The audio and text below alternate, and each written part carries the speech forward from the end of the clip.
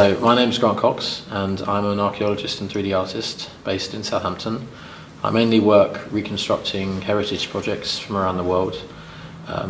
This could be anything from land-based archaeology to maritime archaeology, as well as then working on the digital side of technologies, so using things like 3ds Max, After Effects and Photoshop to do both 2D and 3D editing, animation, CGI and visual-based technologies.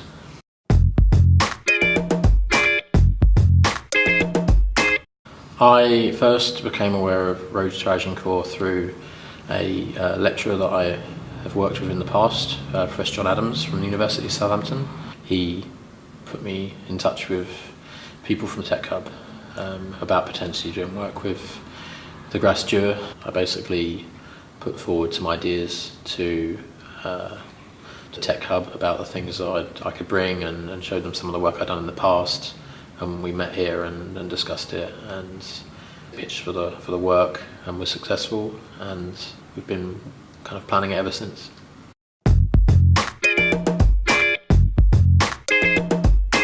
There are basically two stages in the project. The first is the reconstruction of the Grasse Dieu ship as archaeologically accurate as possible at this moment in time. So going and meeting with people, specialists, professors, people who have a very specific knowledge about the content, and then translating that into 3D through software packages like 3ds Max, After Effects. And so then once a ship's been created and that whole process has been documented and blogged about, discussed, reflexively looked at by the academics, we are then going to create some kind of panorama that will allow you to see the ship on the water, so that you can get a sense of how big it was, what kind of impact it would have had, and also to just raise general questions about,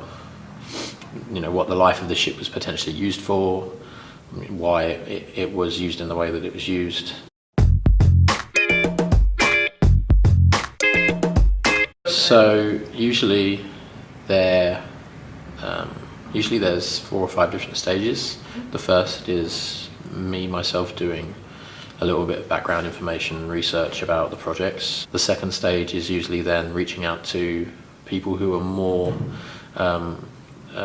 used to working with the content itself, so researchers, academics, people that work on site, or people who are doing PhDs, master students, anyone that has some kind of information that might be useful.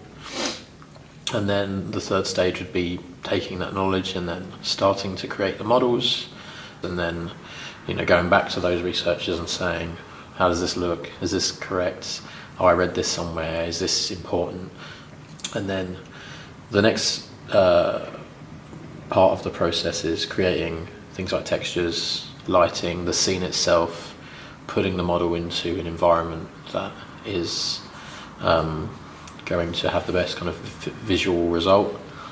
And then from there you need to commit the model to the output, whether it's going to be an animation or still images. It could be a VR environment, it could be for a game engine, it could be for an internet website. So the model still exists outside of that process, and that process becomes whatever is required for the output. And then the final stage is trying, and this is often the stage that lacks a little bit of time because of the amount of work that's going into actually creating the product, but trying to convey to people the choices that are being made, the stages in the project, so blogging about things, posting pictures on Instagram, Twitter, building up a profile of how the models are being created as they're being created, so that the public and also the specialists can document what's being done, so that it's more transparent and it's not just you know, I've done this model and there's no access into how that's been created. And that stage is something that I'm trying to develop a bit more now as I'm doing these bigger projects.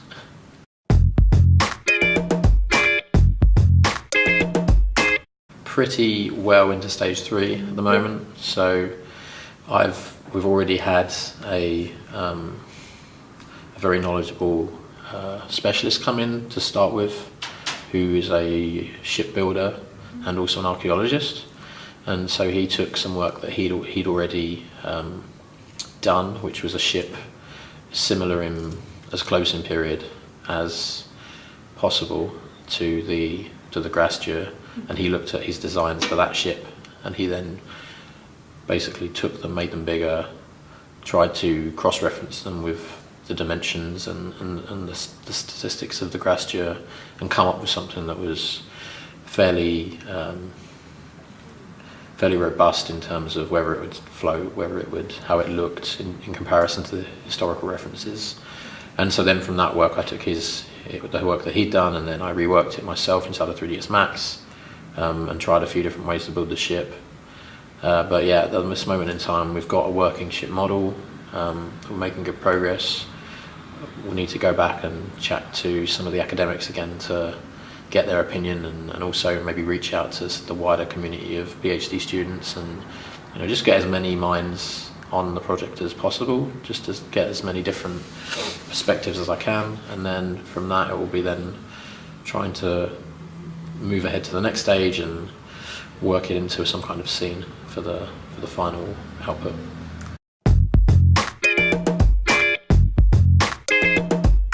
We're hoping to have both the ability to view it on a computer, but also to allow people to use apps such as Google Cardboard and download the panorama onto their phones and look around using virtual reality and maybe even other ways to view it.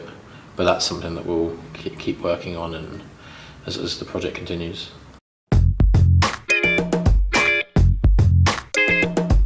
Yeah, I've learned a lot during this project, especially in relation to the augmented reality side of things. Archaeologically, the Grasture was quite a unique ship, so it was nice learning about the history and the construction mechanisms and things like triple planking, and the way that the ship was effectively one of the biggest ships that was made for hundreds of years.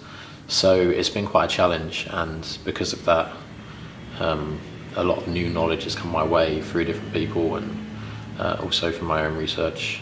So hopefully this is something that will continue, and that will be shown in the model at the end of the process.